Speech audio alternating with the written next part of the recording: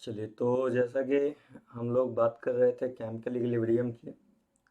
मैंने आपको law of mass action बताया था। इ-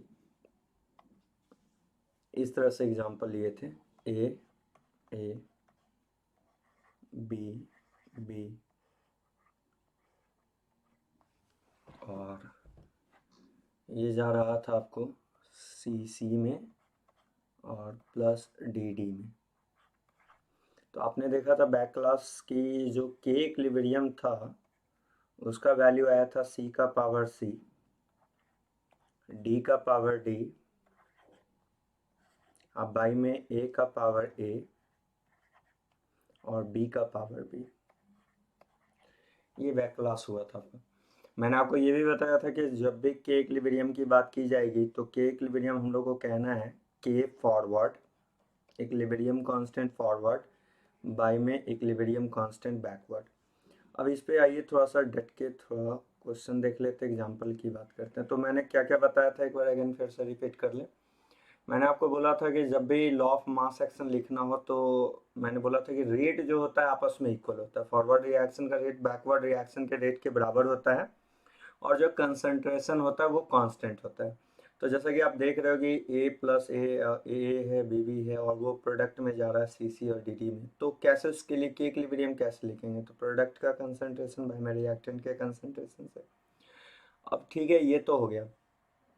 आपको दिखाई दे रहा है ना कि जब भी के इक्विलिब्रियम लिखना होगा तो के इक्विलिब्रियम के लिए क्या करोगे आप, जरा गौर करना। के इक्विलिब्रियम के लिए राइट वाले का कंसंट्रेशन,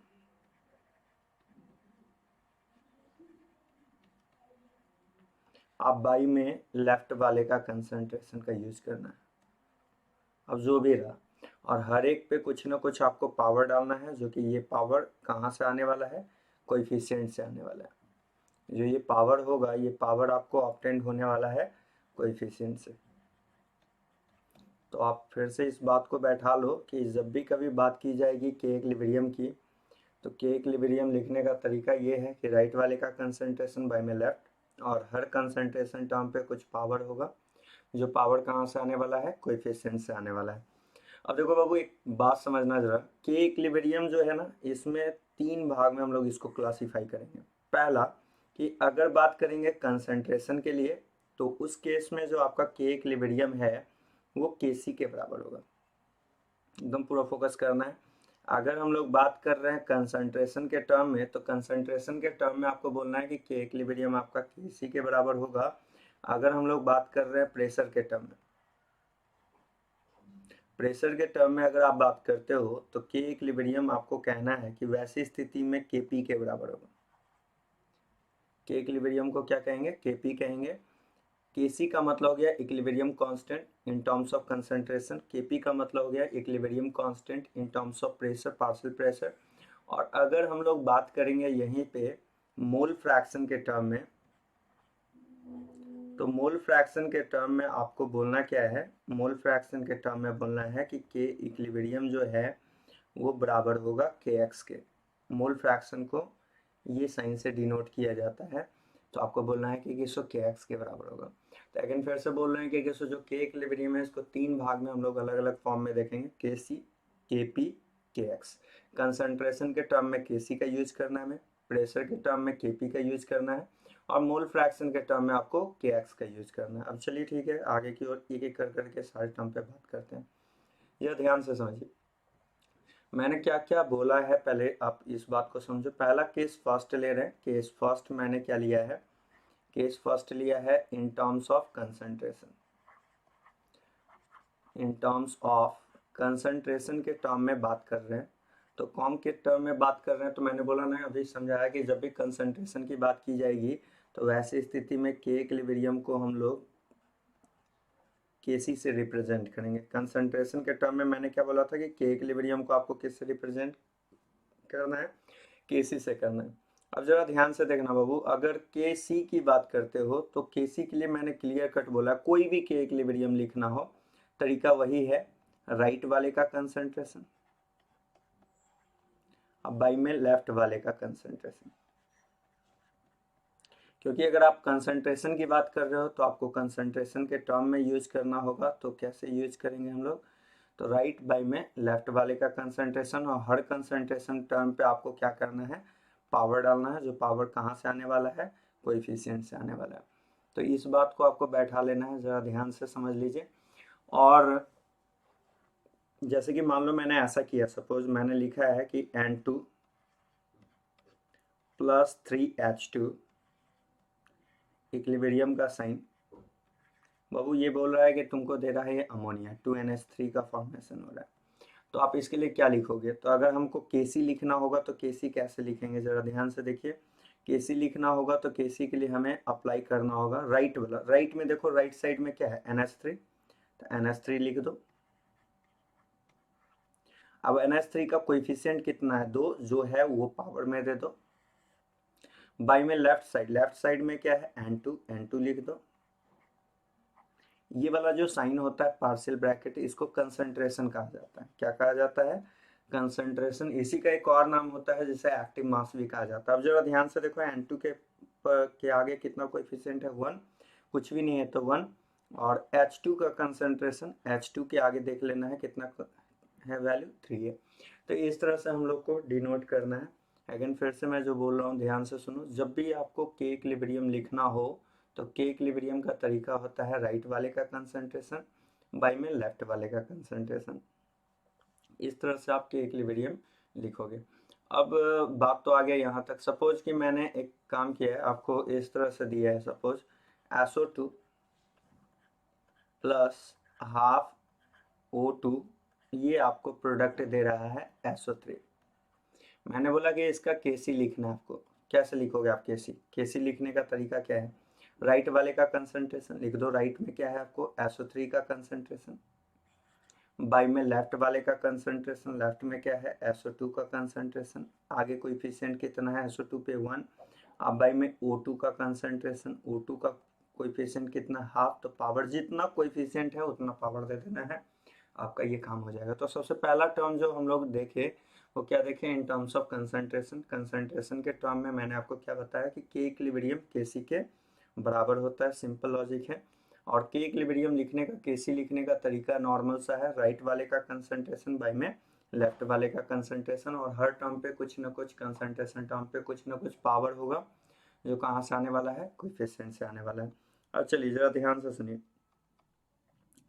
मैंने ऐसा लिया है, मैंने बोला कि आप एक काम करो, 2A प्लस 3B दे रहा है, इक्विलिब्रियम का साइन लगा दिए हैं, 4C प्लस 5D दे रहा है।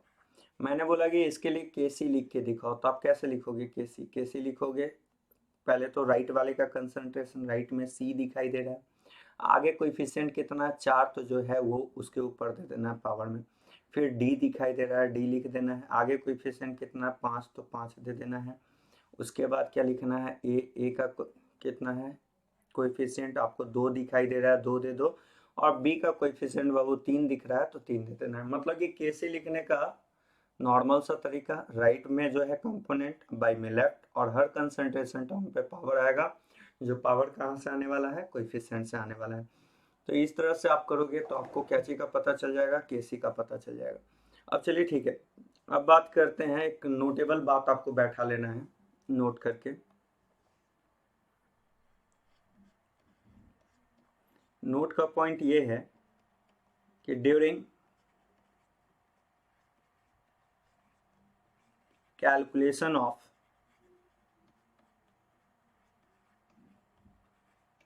केसी और KP,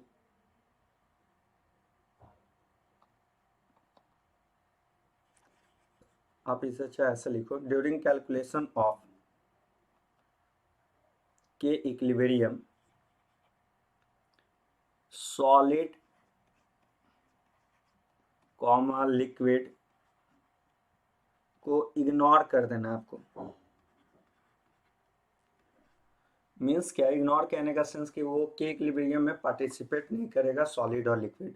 means ignore means what, not participate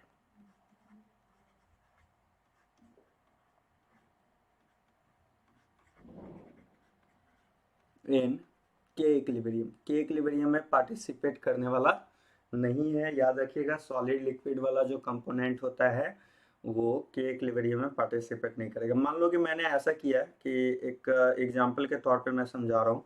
मैंने लिया है मेटल कार्बोनेट, ये आपका सॉलिड फॉर्म में है। इसे मैंने क्या किया, हीट किया।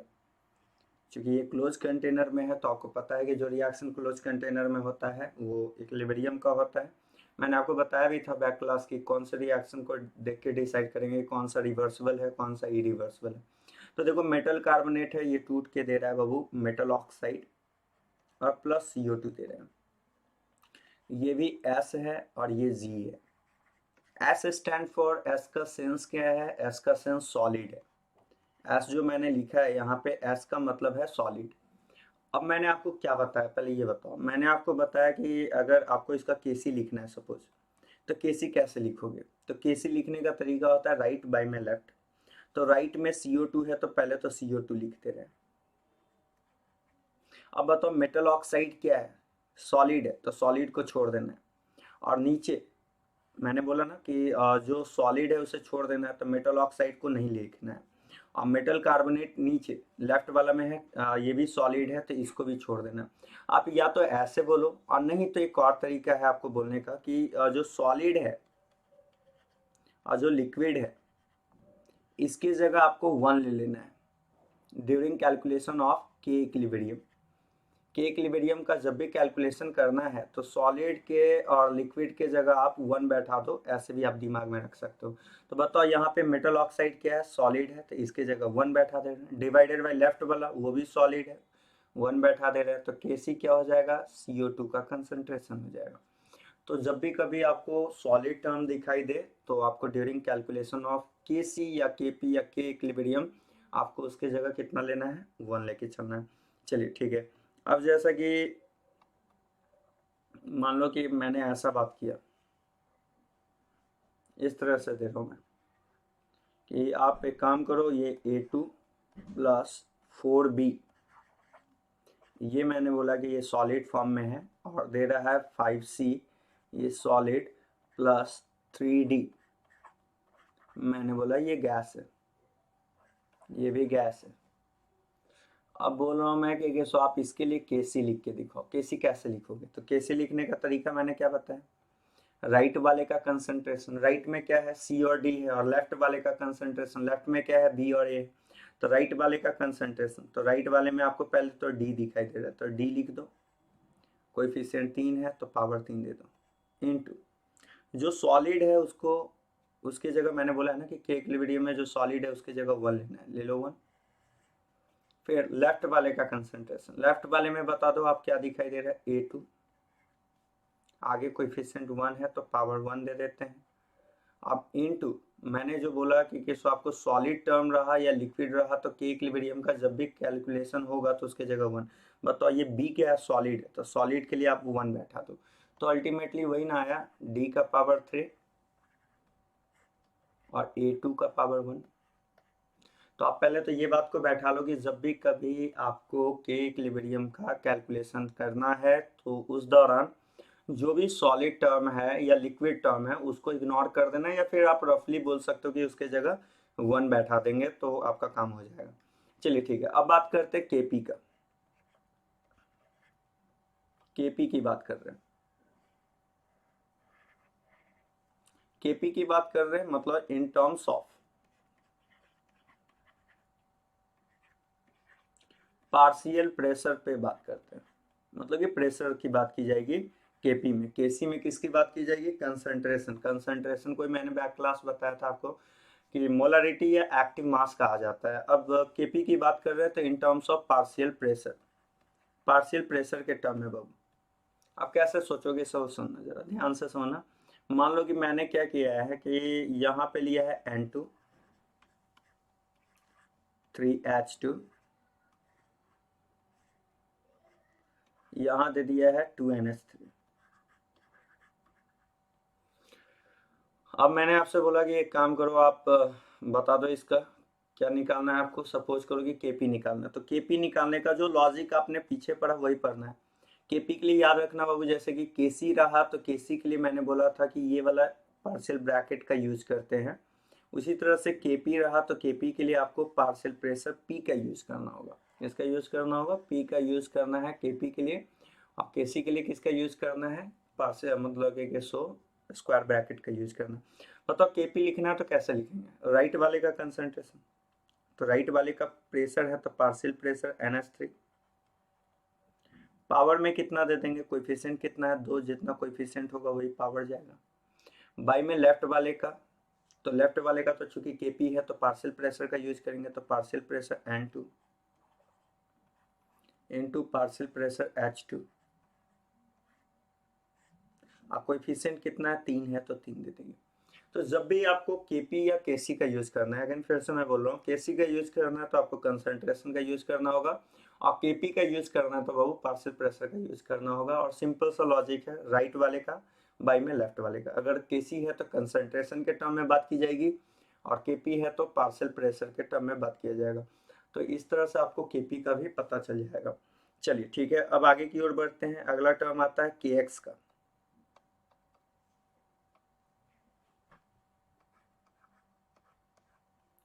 अब ये के एक्स का मतलब आपको मैंने बताया ना कि के एक्स क्या है? Equilibrium constant in terms of mole fraction. मतलब ये किसके टर्म में बात किया जाएगा?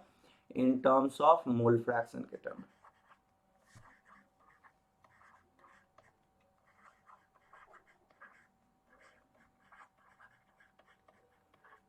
मोल फ्रैक्शन के टर्म में बात किया जाएगा। तो मोल फ्रैक्शन के टर्म में बात किया जाएगा तो कैसे लिखेंगे? जरा ध्यान से देखिए। के एक्स को लिखने का सारे में वही काम करना है जो मैंने बोला है। के एक्स लिखना होगा तो ये साइन होता है एक्स साइन, मोल फ्रैक्शन को कहते हैं। तो एक्स राइट वाले का, और मैंने बार बार बोला है कि हर टर्म पे आपको कुछ ना कुछ पावर तो डालना ही होगा, जो कहाँ से? कोएफिशिएंट वाला जो होगा वो उसके ऊपर पावर में जाएगा। एक्स रिएक्टेंट का,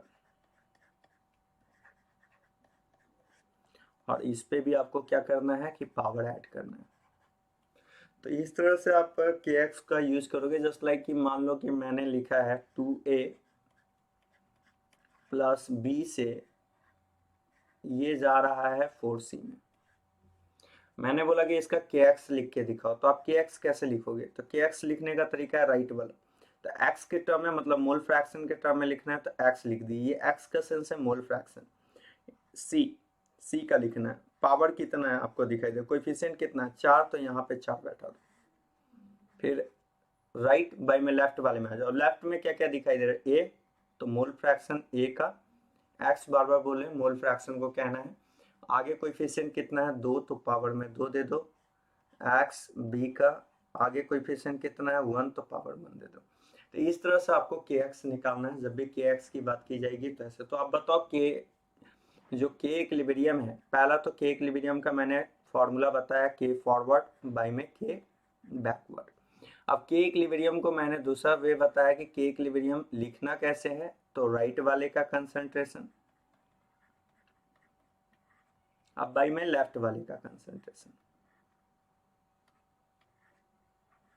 और मैंने आपको ये भी समझाया ना कि के इक्विलिब्रियम में क्या क्या आ सकता है। के इक्विलिब्रियम में आपको के इक्विलिब्रियम की जगह आप यूज कर सकते हो के सी, के इक्विलिब्रियम की जगह यूज कर सकते हो के पी, और यूज कर सकते हो के एक्स।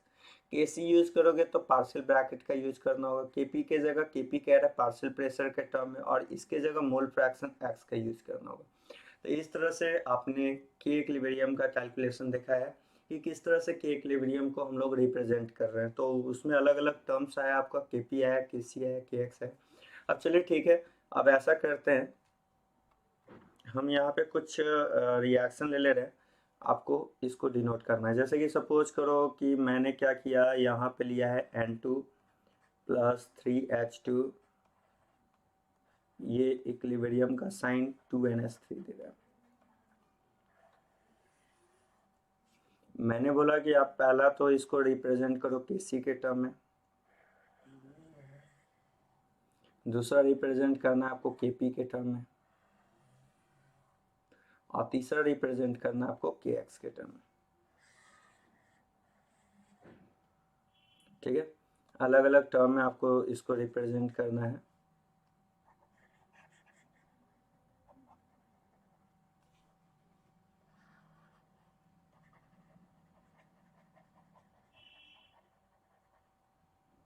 चलिए अब जरा ध्यान से सुनिए, पहले एक एक कर करके बढ़ते हैं। अब जैसा कि ये तो हो गया, अगला मैंने ऐसा लिया है H2 प्लस I2। आपको ये जा रहा है, किस में जा रहा है, ये मैंने बोल दिया है कि ये 2HI में जा रहा है। नेक्स्ट मैंने ऐसा कहा कि सो आप ऐसा करो 2NO2, ये जा रहा है N2O4 में। चलिए अब जरा ध्यान से, ये छोटा छोटा एग्जाम्पल है जिसको हम लोग को देखना है। क्या करते हैं, सबसे पहले ये वाले पे बात करते हैं, केसी का बात करना है। मैं केसी के लिए मैंने क्या बोला, राइट वाले का कंसंट्रेशन लिख दो। राइट में क्या आपको दिखाई दे रहा है, NH3, पावर कितना होगा 2। बाई में लेफ्ट वाले का कंसंट्रेशन, लेफ्ट में क्या दिखाई दे रहा है N2, और फिर क्या दिखाई दे रहा है H2, पावर कितना होगा 3। केपी के टर्म में मैंने बोला है पार्शियल प्रेशर का यूज करना है, आप कर दो पार्शियल प्रेशर NH3, पावर में कितना होगा 2 होगा। पार्शियल प्रेशर NH3 पावर में कितना होने वाला है 2। उसके बाद क्या लिखना है, राइट बाई में लेफ्ट वाले का लिखो, partial pressure N2 into partial pressure H2 power 3। अब अगर हमें मोल फ्रैक्शन के टर्म में लिखना है तो मोल फ्रैक्शन के टर्म में मोल फ्रैक्शन को x से दिखाते हैं, तो मोल फ्रैक्शन NH3 पावर मैंने बोल दिया आपको क्लियर कट, जितना कोएफिशिएंट है देख लो, आगे 2 कोएफिशिएंट है तो 2 दे दिए। बाई में लेफ्ट वाले का, तो लेफ्ट वाले में N2 का मोल फ्रैक्शन, आपको कितना कोएफिशिएंट दिखाई दे रहा है, यहाँ 1 दिख रहा है तो 1 दे दो। फिर बाबू H2, तो मोल फ्रैक्शन H2 पावर में 3, ठीक है ना। तो इस तरह से आपको मतलब कि भरना है, ठीक। चलिए अब मान लीजिए कि मैंने H2 प्लस I2 2HI दिया है, केसी लिखना है। मैं केसी कैसे लिखेंगे बताइए, केसी के लिए, केसी के लिए लिखेंगे राइट वाले का कंसंट्रेशन तो HI पावर 2, बाई में लेफ्ट वाले का कंसंट्रेशन H2 का कंसंट्रेशन इंटू I2 का कंसंट्रेशन। केपी लिखना है तो केपी कैसे लिखा जाएगा, पार्शियल प्रेशर के टर्म में, पार्शियल प्रेशर HI पावर 2। अब पार्शियल प्रेशर क्या लिखेंगे लेफ्ट वाले का, तो पार्शियल प्रेशर H2 और पार्शियल प्रेशर I2। अगर हमें मोल फ्रैक्शन के टर्म में लिखना है तो कैसे लिखेंगे, मोल फ्रैक्शन बार बार बोले हैं, चाहे केपी लिखो, केसी लिखो, केएक्स लिखो, कुछ भी लिखो, लिखने का तरीका वही है, राइट बाई में लेफ्ट, जो पावर है वो कंसंट्रेशन के टर्म के ऊपर जाएगा। जैसे देखो एच आई है तो एच आई को लिखो, H I sorry mole fraction के टर्म में लिख रहे हैं तो एच आई, मोल फ्रैक्शन के टर्म में लिख रहे हैं तो एच आई, क्या हो रहा है,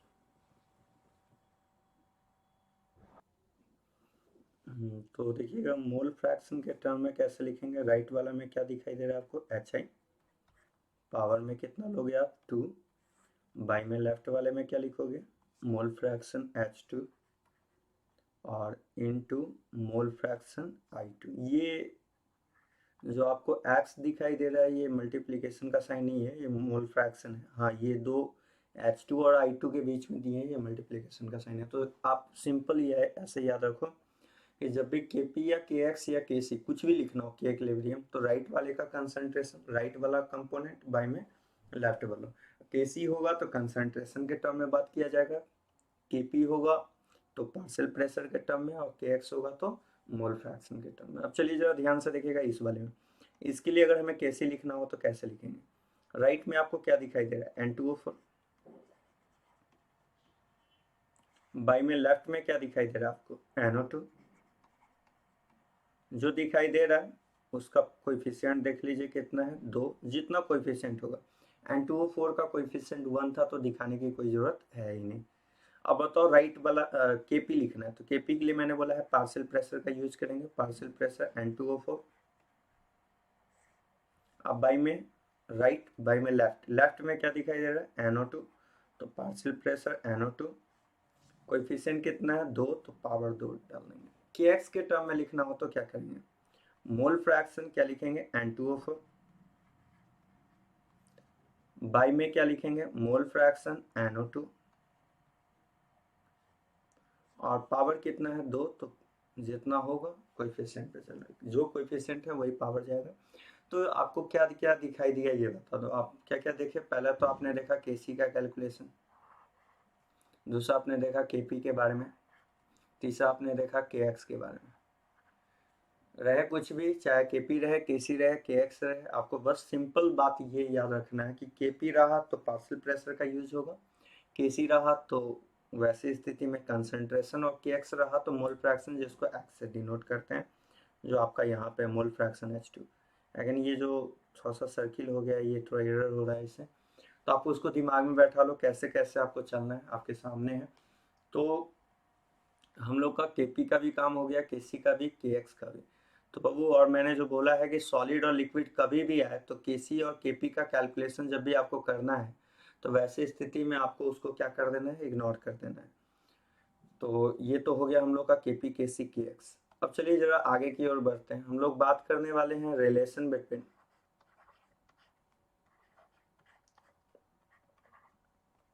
सबसे पहले एक काम करते हैं हम लोग, पहले हम लोग यूनिट की बात कर लेते हैं, उसके बाद आगे बढ़ते हैं। पहला हम लोग देखने जा रहे हैं यूनिट ऑफ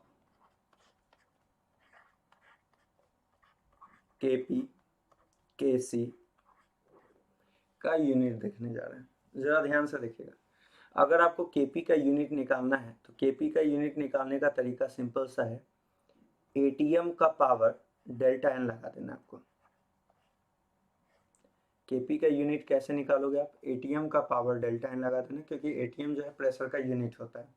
और केसी निकालना हो तो केसी निकालने का भी सिंपल सा तरीका है, मोल पर लीटर का पावर डेल्टा एन कर देना है। समझा रहे हैं कि कर करके, पहले तो आप ये दो टर्म को समझो। जिस किसी का भी आपको केपी केसी निकालना है, जिस किसी का भी केपी केसी का यूनिट निकालना है, केपी का यूनिट आपको कैसे निकालना होगा बोलो, एटीएम का पावर डेल्टा एन, और केसी का यूनिट कैसे निकालोगे, मोल पर लीटर का पावर डेल्टा एन। अब जहाँ डेल्टा एन का सेंस क्या है, डेल्टा एन का सेंस है कोएफिशिएंट प्रोडक्ट का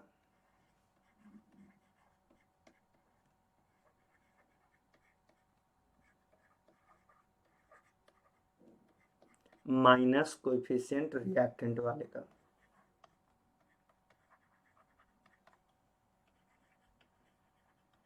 कोएफिशिएंट को ही आपको पता है कि मोल्स भी कहते हैं, तो इसी को शॉर्टली हम लोग ऐसे भी कह सकते हैं, moles product NP minus NR. जब भी डेल्टा एन अगर हमें कैलकुलेट करना हो तो डेल्टा एन कैलकुलेट करने का सिंपल सा तरीका है, एनपी माइनस एनआर लगा देंगे। एनपी का मतलब कोएफिशिएंट जो होता है ना रिएक्शन के, जो भी कंपोनेंट लिया जाता है उसके आगे जो कोएफिशिएंट होता है उसी को मोल्स भी कहा जाता है। तो मोल प्रोडक्ट माइनस मोल रिएक्टेंट बोल सकते हो, या फिर आप चाहो तो उसी की जगह coefficient product minus coefficient reactant बोल सकते हो। एक और बात बाबू, जो नोटेबल बात है उसको भी फिर से आपको बैठा लेना है कि जब भी सॉलिड कॉमा लिक्विड की बात की जाएगी, सॉलिड और लिक्विड के लिए याद रखना है कि कोएफिशिएंट, मतलब सॉलिड लिक्विड में अगर आपको सॉलिड लिक्विड मिल रहा है तो during calculation of delta n, during calculation of delta n आपको वो टर्म जीरो ले लेना है या इग्नोर कर देना है। दो बार, during calculation of delta n solid comma liquid को या तो इग्नोर कर दो, और नहीं तो डेल्टा एन के जगह इसकी जगह वैल्यू जीरो ले लो। सॉलिड और लिक्विड के जगह आप या तो इग्नोर करो, और नहीं तो सॉलिड लिक्विड के जगह आप उसका वैल्यू एन का वैल्यू जीरो ले लो। देखो अब थोड़ा कंफ्यूज मत होना यार, मैंने जो आपको बताया है कि सो ऐसा मैंने बताया था कि के इक्विलिब्रियम जो आप लिख रहे हो तो यहाँ पे कंसंट्रेशन का यूज करते हो, राइट बाय में लेफ्ट वाले का कंसंट्रेशन क्या यूज करते हो आप, ऊपर में लिखते हो राइट वाला का कंसंट्रेशन और नीचे क्या लिखते हो, लेफ्ट वाले का कंसंट्रेशन। अगर मान लो कि एक भी इसके दौरान अगर एक भी सॉलिड आ जाए तो सॉलिड में मैंने बोला था कि यहाँ पे आप उसके जगह 1 ले लो, या फिर लिक्विड भी रहा तो उसके जगह 1 ले लो, ठीक है। जबकि डेल्टा एन के दौरान डेल्टा एन के कैलकुलेशन के दौरान सॉलिड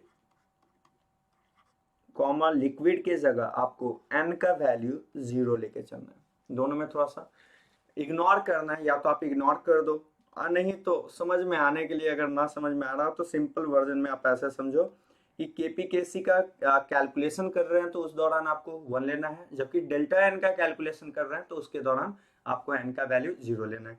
अगर ध्यान से सुनिएगा, अभी समझा रहे हैं सारे टर्म को। यूनिट केपी और केसी का यूनिट का बात किए। केपी का यूनिट का फॉर्मूला होता है एटीएम का पावर डेल्टा एन, और केसी का यूनिट कैसे निकालते हैं, मोल पर लीटर का power delta n. LIT litre shortly लिख दिए हैं, मोल पर लीटर कह रहे हैं क्योंकि ये -1 है, मोल पर लीटर का power delta n. Delta n कैसे निकालोगे, एनपी माइनस एनआर। एनपी कहते हैं जो भी प्रोडक्ट में जो भी कंपोनेंट है उसका कोएफिशिएंट का सम, माइनस रिएक्टेंट में जो भी है उसका कोएफिशिएंट का सम। सॉलिड लिक्विड रहा तो डेल्टा एन में उसको 0 ले लेना है। अब चलिए इस बात को हम और अच्छे तरीका से समझाते हैं, ध्यान दीजिएगा।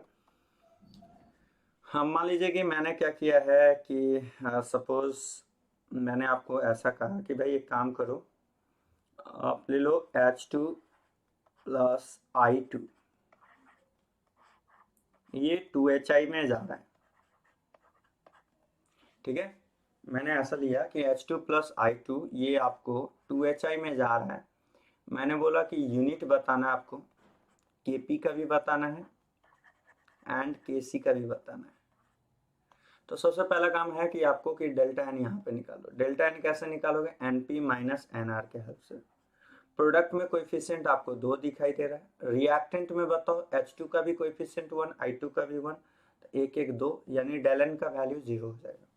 जैसे ही अगर डेल्टा एन का वैल्यू 0 हो रहा है तो आप बताओ कि केसी का फॉर्मूला आपको मैंने क्या बताया, चलो केपी का ही फॉर्मूला बताओ। क्या मैंने आपको बताया, एटीएम का पावर डेल्टा एन मैंने बताया। आप एक काम करो, एटीएम का एटीएम ले लो और डेल्टा एन के जगह वैल्यू 0 दे दो। पढ़ रहे हैं कि किसी भी टर्म पे पावर 0 है तो उसका वैल्यू 1 हो जाता है, तो एटीएम का पावर 0 है तो 1 हो जाएगा, मतलब ये इसका कोई यूनिट नहीं हो। मतलब H2 प्लस I2 2HI में जो जा रहा है तो उसका बोल दे कि केपी का यूनिट, तो बोलना है ये यूनिट लेस होगा। क्या होगा, यूनिट लेस होगा, क्योंकि कोई यूनिट आ ही नहीं रहा है इसमें। चलिए ठीक है, अब ये तो हो गया फर्स्ट टर्म, ये पहला टर्म पे बात कर लिया। अब दूसरे टर्म की बात करते हैं। दूसरा टर्म में हमको निकालना है केसी। बता दो आप केसी कैसे निकालोगे। केसी अगेन वैसे ही मोल पर लीटर का पावर डेल्टा एन कर दोगे। आपने क्या देखा कि डेल एन का वैल्यू क्या आ रहा है, 0 आ रहा है, 0 बैठा दो, तो आप क्या लिखोगे, मोल पर लीटर का पावर 0। और किसी भी टर्म पे पावर 0 का वैल्यू 1 होता है।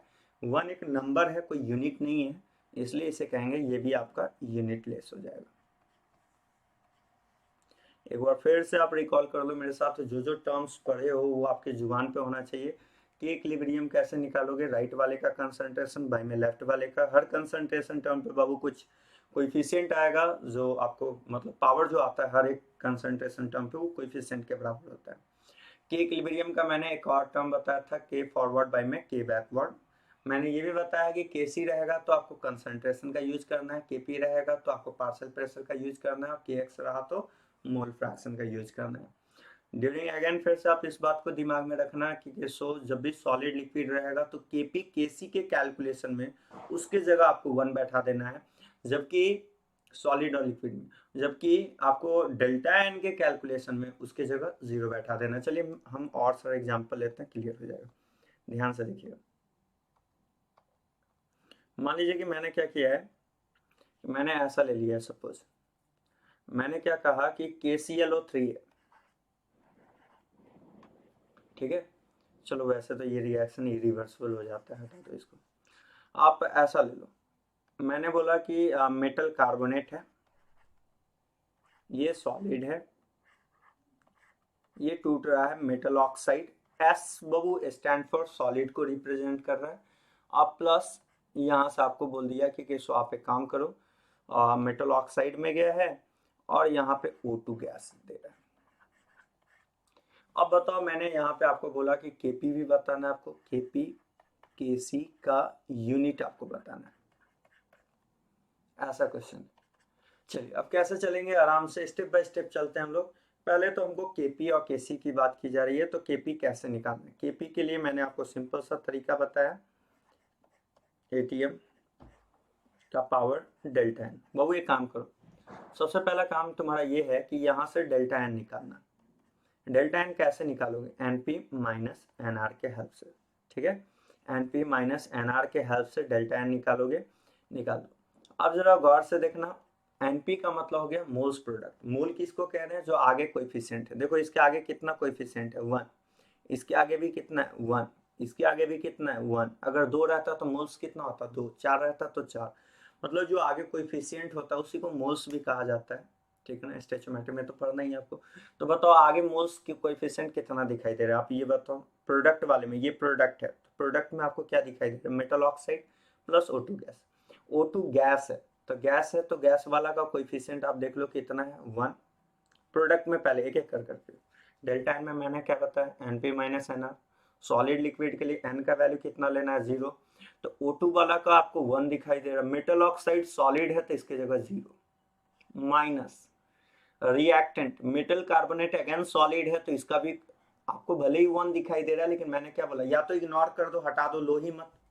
तो लोगे नहीं तो मात्र 1, और इधर से कुछ लेना नहीं तो 1 हो जाएगा। नहीं तो ना समझ में आ रहा है तो सॉलिड वाले के जगह डेल्टा एन में 0 लेके चलो।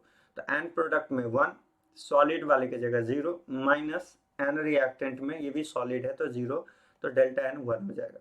अब आप हमें ये बताओ कि केपी निकालना है, कैसे निकालोगे। आपके पास सिंपल सा फॉर्मूला है, एटीएम का पावर डेल्टा एन। लगा दो, एटीएम डेल्टा एन के जगह कितना बैठा दोगे, 1, तो हो जाएगा एटीएम। केपी का यूनिट इस वाले फॉर्मूला में हो जाएगा एटीएम हो जाएगा। चलो अगेन फिर से मैंने बोला कि केसी का यूनिट बता दो। अब केसी का यूनिट पूछ रहे हैं तो आप हमें ये बताओ कि केसी कैसे निकालोगे, मोल पर लीटर का पावर डेल्टा एन कर दोगे। तो आपके पास है मोल पर लीटर का पावर डेल्टा एन की जगह कितना डाल दोगे, ये देख लो 1, तो ये हो जाएगा मोल पर लीटर हो जाएगा इस तरह से। चलिए ठीक है, तो आपने केपी केसी का कैलकुलेशन भी देखा। जैसे कि मान लो कि मैंने ऐसा दिया है N2 प्लस 3H2, यहां से हमें मिलने वाला है अमोनिया, 2NH3 का फॉर्मेशन हो गया। अब बताओ अगर ऐसा है और मैंने बोला कि केपी केसी का यूनिट आपको बताना है। चलिए कैसे लिखिएगा आप, पहले अगेन ध्यान से सुनना है आपको। सबसे पहला तो काम आपको ये करना है कि यहाँ से डेल्टा एन निकाल लेना है। डेल्टा एन कैसे निकालोगे, एनपी माइनस एनआर के हेल्प से। चलो ठीक है, एनपी की जगह बैठा मोल्स प्रोडक्ट। जब तक सॉलिड मेंशन ना है, लिक्विड मेंशन नहीं है, तो आप सिंपल जो कोएफिशिएंट है वो लो। सॉलिड बोल दे, लिक्विड बोल दे, तो डेल्टा एन की जगह जहाँ पे मोल्स लेना है, अगर सॉलिड है तो उसको 0 बैठा देना है सॉलिड की जगह, लिक्विड की जगह भी 0 बैठा देना है। अब बताओ कितना दिखाई दे रहा है कोएफिशिएंट, 2। रिएक्टेंट वाले का कोएफिशिएंट कितना दिखाई दे रहा है, तो आगे देखो इसका 1 है, इसका 3 है। जो कोएफिशिएंट होता है उसी को मोल कहते हैं। तो N2 का 1 मोल और H2 का 3, 3 1 4 मोल हो जाएगा। तो 2 में से 4 जाएगा, -2 हो जाएगा। चलिए ठीक है, अच्छी बात है। डेल्टा एन का वैल्यू हमें पता चला -2, -2 पता चला। तो यहाँ से हम लोग सोचेंगे केपी, केपी का यूनिट होता है एटीएम का पावर डेल्टा एन। आप लिखो इसे, एटीएम का पावर डेल्टा एन के जगह बैठा दो -2, एटीएम का पावर -2। केसी के जगह आ जाओ, कैसे लिखोगे, मोल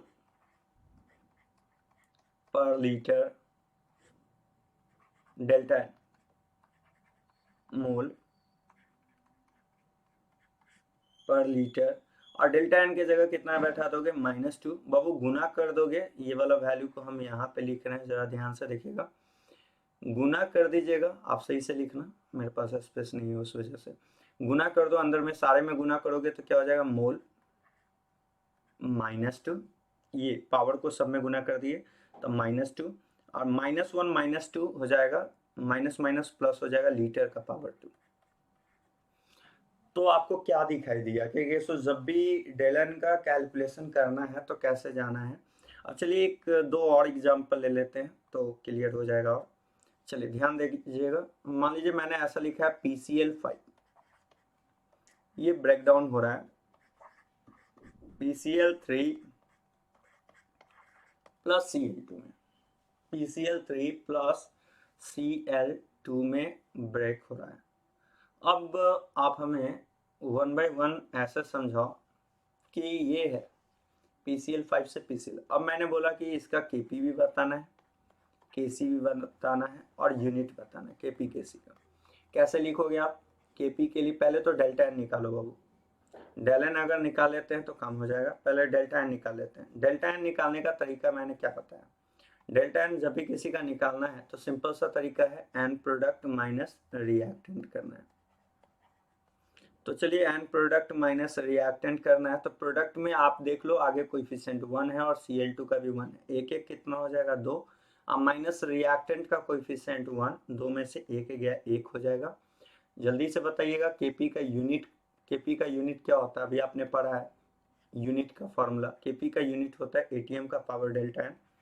क्या लिखेंगे? एटीएम पावर डेल्टा एन में 1, मतलब लिखेंगे एटीएम। Kc का यूनिट क्या लिखेंगे जल्दी से? मोल पर लीटर का पावर डेल्टा एन। क्या लिखोगे आप? मोल पर लीटर का पावर डेल्टा एन की जगह 1 बैठा दो, अल्टीमेटली वही होगा, मोल पर लीटर हो जाएगा। एक लास्ट ध्यान से अच्छा से समझना है। मान लीजिए कि मैंने ऐसा लिखा है SO2 प्लस O2, ठीक है ना? आप ऐसा करो, इसको 2SO2 कर दो, 2SO2 प्लस O2 जा रहा है बाबू 2SO3 में। गौर कर लेना, पहले बैलेंस करके देख लो। 2 सल्फर है, 2 तिया 6, 2 2 दूना 4 2 6। हाँ, ये क्वेश्चन देखिए आपसे बोल रहा है कि Kp Kc का यूनिट आपको बताना है। अगेन फिर से मैं वही बोल रहा हूँ, डेल एन निकालो। कैसे निकालोगे? Np माइनस Nr के हेल्प से। प्रोडक्ट वाले का कोएफिशिएंट 2 है, रिएक्टेंट वाले का 2 1 3 होगा, 2 में से 3 गया -1 हो जाएगा। तो बताइए Kp का यूनिट क्या लिखिएगा? बोलिए। एटीएम का पावर डेल्टा एन, मतलब एटीएम का पावर -1। Kc का यूनिट क्या लिखिएगा बताइए? मोल पर लीटर का पावर डेल्टा एन, मतलब लिखेंगे मोल पर लीटर का पावर -1। हम आशा रखते हैं कि आपको ये बात समझ में आया होगा। तो अभी तक जो जो टर्म हम लोग पढ़े हैं उस टर्म का एक शॉर्ट व्यू देख लेते हैं। पहले ध्यान से सुनिएगा, जो जो टर्म हम लोग पढ़ लिए, क्या क्या पढ़े हैं, पहले उस पर बात करते हैं। सबसे पहले मैंने आपको बताया था कि इक्विलिब्रियम के बारे में, जिसका फॉर्मूला था कि फॉरवर्ड बाय में के बैकवर्ड।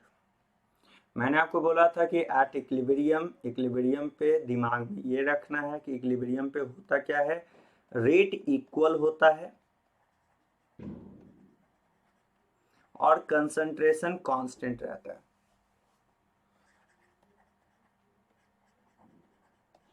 क्या मैंने बोला? रेट इक्वल होता है और कंसंट्रेशन क्या होता है बाबू?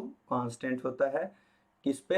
इक्विलिब्रियम पे। दूसरी बात कि अगर हमें के इक्विलिब्रियम को देखना है तो के इक्विलिब्रियम लिखने का तरीका होता है राइट कंपोनेंट, यहाँ पे पावर, अब बाई में लेफ्ट कंपोनेंट, यहाँ भी पावर। और उसके बाद अभी आपने एक चीज पढ़ा कि सॉलिड और लिक्विड में यहाँ पे क्या करना है? 1 डालना है के इक्विलिब्रियम में, और किस डेल्टा एन में क्या करना है कि उसके जगह 0 डालना है। अच्छा, Kp का यूनिट मैंने क्या बताया ये भी देख लो आप। Kp का यूनिट बताया है एटीएम का पावर डेल्टा एन, और Kc का यूनिट क्या बताया है? मोल पर लीटर का पावर डेल्टा एन। तो ये सब कुछ टर्म्स था जो कि आपने पढ़ा है, और भी बहुत सारा टर्म बताया था, लेकिन मेजर पॉइंट मैंने जो बताया आपको समझा दिया है। अब चलो बाबू एक काम करते हैं, रिलेशन की बात करते हैं कि Kp Kc में क्या रिलेशन होगा, Kp Kx में क्या रिलेशन होगा, ये सब पे बात करने जा रहे हैं। तो चलिए स्टार्ट करते हैं। अगर आपसे कोई भी आपसे पूछे कि Kp का यूनिट बोलो तो आपको सडनली बोलना है एटीएम का पावर डेल्टा एन, और Kc का यूनिट बोले तो आपको बोलना है मोल पर लीटर का पावर डेल्टा एन। और वो याद रखना कि जब भी सॉलिड और लिक्विड मिल जाए तो डेल्टा एन के जगह आपको डेल्टा एन में जो वो कंपोनेंट होता है डिजिट नहीं लेना, उसके जगह 0 डाल देना है, या फिर आप उसे इग्नोर कर दो। दो में से एक काम है आपके पास, या तो इग्नोर कर दो, हाँ नहीं तो एनपी माइनस एनआर करते हो तो जो कंपोनेंट सॉलिड है कोएफिशिएंट नहीं देखना, उस कंपोनेंट के बदला 0 बैठा देना है। चलो ठीक है, अब बात करने जा रहे हैं केपी केसी के कैलकुलेशन का। रिलेशन बिटवीन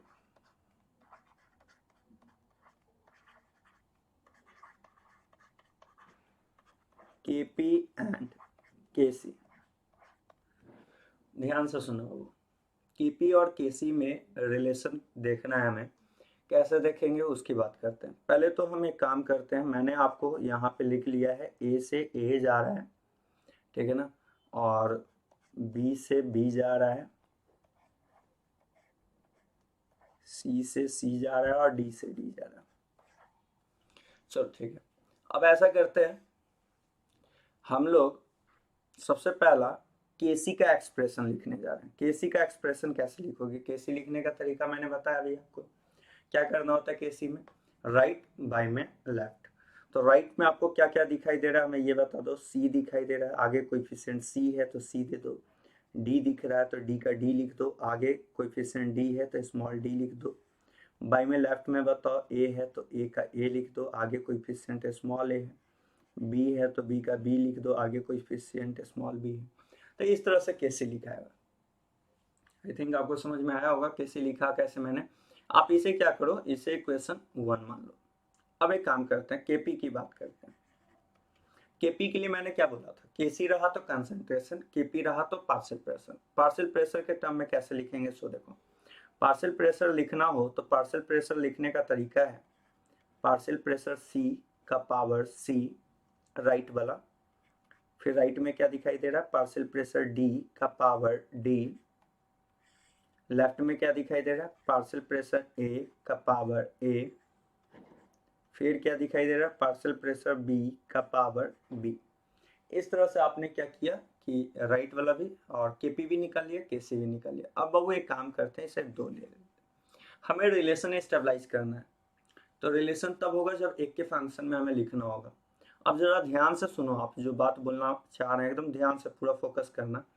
वो होता क्या है कि हम लोग आइडियल गैस इक्वेशन पढ़े हैं,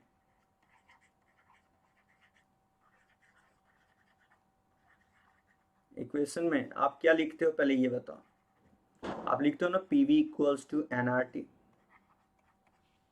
यस या नो। तो क्या हम यहाँ पे लिख सकते हैं P बराबर N/V/RT। अगेन आपको पता है ना कि P और N/V, मोल बाई में वॉल्यूम को हम लोग कंसंट्रेशन कहते हैं, मोलारिटी कहते हैं। मोलारिटी का फॉर्मूला होता है मोल्स बाई में वॉल्यूम होता है। तो आप एक बात बताओ, ये P और N/V को कंसंट्रेशन, जिसको पार्शियल ब्रैकेट से भी डिनोट किया जाता है, RT लिख सकते हैं। फिर से रिकॉल कर रहे हैं, आइडियल गैस इक्वेशन से अगर चले तो आपको पता ना PV इक्वल्स टू NRT। तो ये मल्टीप्लीकेशन में तो वॉल्यूम को नीचे ले आते, N/V को मोलरिटी या कंसंट्रेशन कहा जाता है, जिसको पार्शियल ब्रैकेट से डिनोट किया जाता है। तो N/V की जगह पार्शियल ब्रैकेट RT का RT। अब चलो, अब जरा ध्यान से सुनना पहले जो बोलना चाह रहे हैं। फ्रॉम 1 सेकेंड फर्स्ट इक्वेशन से चल रहे हैं, फर्स्ट इक्वेशन से चलेंगे तो क्या लिखेंगे, केसी का केसी लिख दो। आप हमें ये बताना, एक काम करो, आप सेकेंड से चलो, ज़्यादा बेटर है। फ्रॉम इक्वेशन सेकेंड से चलते हैं। सेकेंड से चलेंगे तो क्या क्या लिखेंगे सो बताओ। सेकेंड से चलोगे तो केपी का केपी लिख दो। अब बताओ पार्शियल प्रेशर सी का लिखना है, जिसका भी पार्शियल प्रेशर लिखना है, अगर आपको पार्शियल प्रेशर सी लिखना है तो सी का लिखना है, तो सी के जगह कंसंट्रेशन सी इंटू RT लिख सकते हैं। नहीं आया तो आप ऐसा समझो, आप जरा ध्यान से देखना। बताओ हमारे पास इक्वेशन सेकंड में क्या क्या है, पहले ये बता दो हम। केपी बराबर क्या लिखे हो आप, पार्शियल प्रेशर सी का power c, partial pressure d का power d, partial pressure a का power a, partial pressure b का पावर बी। अब partial pressure c, partial pressure d, partial pressure a, partial pressure b. अगर मान लो हमें partial pressure सी निकालना है तो बताओ पार्शियल प्रेशर सी का फॉर्मूला क्या लिखोगे। अब देखो पार्शियल प्रेशर का फॉर्मूला क्या होता है, कंसंट्रेशन बाय में RT। तो सी का लिखना है तो सी का कंसंट्रेशन इंटू आर टी लिख सकते हैं। अगेन फिर से सुनो, अरे यार ये पी पार्शियल प्रेशर को कह रहे हैं, तो पार्शियल प्रेशर अगर सी का लिखना है तो कंसंट्रेशन भी सी का इंटू आर टी। अगर मान लो same as partial pressure d का, क्योंकि आपने देखा ना पार्शियल प्रेशर का फॉर्मूला आप खुद लिखे हो कंसंट्रेशन इंटू आर टी, ठीक है ना। तो कंसंट्रेशन इंटू आर टी लिखे हो तो पहले तो आप इस बात को समझो, पार्शियल प्रेशर डी का अगर लिखना हो तो क्या लिखोगे, concentration d into r t. Partial pressure a का लिखना हो तो क्या लिखोगे, concentration a into r t. Partial pressure b का लिखना हो तो क्या लिखोगे, concentration b into r t. अब एक काम करो, जहां जहां है वहां वहां बैठा दो, केपी का केपी बैठाओ, पार्शियल प्रेशर सी का वैल्यू यहाँ पे बैठा दो, क्या लिखोगे बताओ, पार्शियल प्रेशर सी की जगह सी आर टी। अब पार्शियल प्रेशर सी का पावर सी है तो इसका पावर सी कर दो, इनटू पार्शियल प्रेशर डी की जगह बैठा दो, क्या बैठाओगे जरा ध्यान से देखना, डी का कंसंट्रेशन आर टी, अब पावर डी है तो डी का डी। पार्शियल प्रेशर ए का लिखना है, क्या लिखोगे बताओ जल्दी से, ए का concentration R T, power small a है तो स्मॉल ए लिख दो। डी बी का लिखना है तो क्या लिखोगे, बी का concentration R T, power B है तो बी का बी लिख दो। इतना करने के बाद क्या करते हैं, सारे को पावर जो है उससे गुना कर देते हैं, तो क्या हम लिख सकते हैं सी का पावर सी, आर टी का पावर सी, फिर हम यहाँ पे क्या लिख सकते हैं, डी का पावर डी। अरे यार ये जो पावर है पावर से गुना कर रहे हैं, आर टी का पावर डी का पावर डी, आर टी का पावर डी। फिर क्या लिख सकते हैं, ए का पावर ए, ये वाला पावर से गुना कर रहे हैं हम, ए का पावर ए, आर टी का पावर ए। फिर लिख रहे हैं बी का पावर बी, आर टी का power B.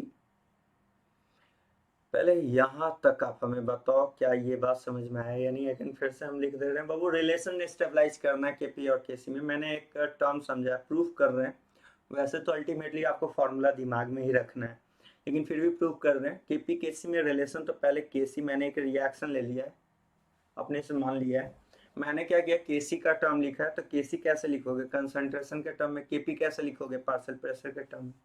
Ideal gas equation से चल रहा है, पीवी इक्वल्स टू एनआरटी, तो पी बराबर कंसंट्रेशन आरटी, कंसंट्रेशन आरटी के टर्म में मैंने ये लिख दिया। अब यहां से हमारा केपी का तो काम हो गया है। अब जरा एक काम कीजिए, आप जरा ध्यान से सुनिएगा। अब हम इस चीज को आपको समझाना चाह रहे हैं, जो समझो, ध्यान से देखना। आप जो लिखे हो केपी, यहाँ पे जो हम लोग ये जो टर्म लिखे हैं जरा इस पे फोकस कीजिए, ये वाले टर्म पे। क्या हम इसको एक तरफ लिख सकते हैं, सी का पावर सी, डी का पावर डी, नीचे वाले से ए का पावर ए, बी का पावर बी, इनटू बाबू आरटी वाला टर्म को एक तरफ कर दो, तो आरटी वाले टर्म को एक तरफ करोगे तो आरटी का पावर सी, आरटी का पावर डी। फिर से देखो यहाँ पे क्या लिख सकते हैं, आरटी का पावर ए, और क्या लिख सकते हैं, आरटी का पावर बी। अब हमें आप बस इतना बताना कि ये वाला टर्म जो आप पढ़े हो, ये सी का पावर सी और डी का पावर डी या ए का पावर ए और बी का पावर बी, इसको हम लोग अभी पढ़े हैं केसी फ्रॉम वन से। फ्रॉम वन से क्या लिख सकते हैं, ये वाला टर्म आप देखो, आपको जो एक्सप्रेशन लिया था मैंने, सी का पावर सी, डी का पावर डी, ए का पावर ए, बी का पावर बी, को क्या लिखेंगे बताओ। पहले ये केपी का केपी छोड़ दो और इतना टर्म के जगह केसी लिख दो। अब जरा ध्यान से देखना, मैंने बोला था ना कि बेस सेम हो तो पावर, आपको पता है ना बेस सेम होता है तो पावर जुड़ता है, तो क्या लिखेंगे, आर टी, बेस सेम है, देखो ये भी आर टी है ये भी आर टी है, तो आर टी बेस सेम है, पावर जुड़ जाएगा, तो सी प्लस डी बाई में आर टी, बेस सेम है इसमें भी जुड़ जाएगा ए प्लस बी। और डिवीजन में बेस सेम हो तो पावर सबट्रैक्ट करता है, तो सबट्रैक्ट के बेसिस पे लिख सकते हैं Kp बराबर Kc RT।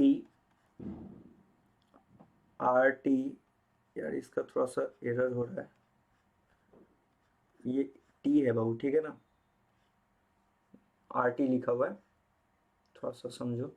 RT क्या लिखेंगे, C+D माइनस A+B।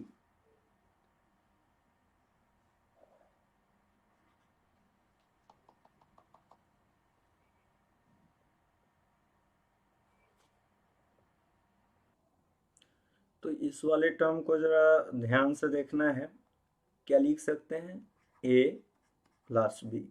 मैंने क्या किया, Kp Kc RT, ऊपर डिवीजन में है, बेस सेम है तो पावर सबट्रैक्ट कर दिए। तो आप ऐसे लिखते हो ना, जरा ध्यान से देखना, तो एक्स ए बाई में एक्स बी को क्या लिख सकते हैं, एक्स ए का पावर माइनस बी, एक्स का पावर ए माइनस बी लिख सकते हैं। वही बात है, आर टी है, डिवीजन में ही कर दिया। अच्छा ये बताना, जो रिएक्शन आप लिए थे, क्या रिएक्शन था, याद है आपको, ए बी बी सी और डी था।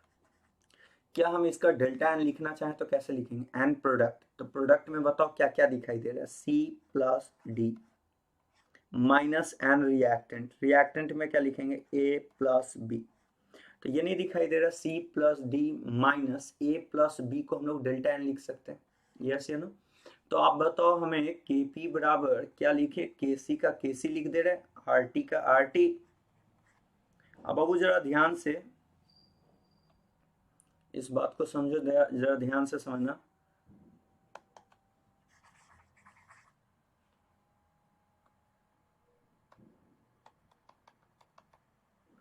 जरा ध्यान से समझो, आप क्या लिखा है मैंने, आपको दिखाई दिया होगा Kp बराबर Kc RT का पावर C+D माइनस A+B। और मैंने आपको बताया था ना, जैसा कि रिएक्शन मैंने बताया था, A प्लस B इक्विलिब्रियम का साइन C प्लस D में जा रहा है। अगर हमें इसका डेल्टा एन लिखना हो तो डेल्टा एन कैसे लिखेंगे, मोल्स प्रोडक्ट, प्रोडक्ट में मोल बता दो कितना है, C+D माइनस मोल रिएक्टेंट, रिएक्टेंट में आपको क्या दिखाई दे रहा है, A+B। तो क्या हम इस वाले इक्वेशन को चलते हैं, इस इक्वेशन को अगर x मान रहे हैं तो फ्रॉम x से अगर चले तो x को क्या लिख सकते हैं, x को लिखना हो तो Kp बराबर Kc RT का पावर और डेल्टा C+D माइनस A+B को लिख सकते हैं डेल्टा एन। अब आपको इतना पापड़ नहीं बेलना है, क्या है कैसे आया उससे मतलब नहीं है ना, आपसे डेरिवेशन पूछा जाएगा, आपको डायरेक्ट फॉर्मूला याद रखना है। क्या याद रखना है, Kp बराबर Kc इंटू RT का पावर डेल्टा एन। और ये काफ़ी इम्पॉर्टेंट फॉर्मेट है, इसको बैठा लीजिएगा। तो आपने क्या क्या देखा, Kp Kc में रिलेशन देखा कि Kp Kc में क्या रिलेशन हुआ। अब जल्दी से आप एक एक कर करके बता दो। पहला K equilibrium, K forward by में K बैकवर्ड। दूसरा Kp का यूनिट क्या देखा आपने, ATM का पावर डेल्टा एन। दूसरा Kc का यूनिट क्या देखा आपने, मोल पर लीटर का पावर डेल्टा एन। ये शॉर्ट वे में एक जगह लिख दे रहे हैं। और तीसरा Kp Kc में रिलेशन आपने क्या देखा है, Kp बराबर Kc इंटू RT का पावर डेल्टा एन। तो बहुत ठीक है, अगले क्लास ढेर सारा क्वेश्चन चलेगा आपका, और जितना भी आपके कॉम्पिटिटिव एग्जामिनेशन में क्वेश्चन पूछा गया है और अदर नीट का, अदर एग्जामिनेशन में, ठीक है ना, और जेई सारे का। तो अगले क्लास थोड़ा सा पढ़ा के उसके बाद बहुत सारा क्वेश्चन देखेंगे, जिससे आपका कॉन्सेप्ट पूरा क्लियर हो जाए। ठीक है बाबू, आज के लिए इतना ही, तब तक के लिए नमस्कार, अगले क्लास मिलते हैं।